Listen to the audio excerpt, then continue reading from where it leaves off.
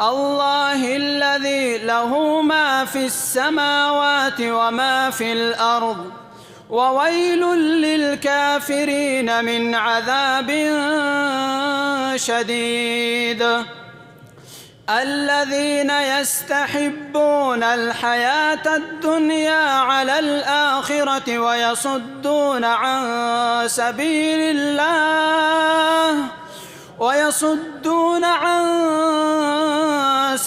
الله ويبغونها عوجا أولئك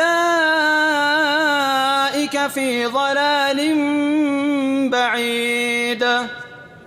وما أرسلنا من رسول إلا بلسان قومه ليبين لهم فيضل الله من يشاء ويهدي من يشاء وهو العزيز الحكيم.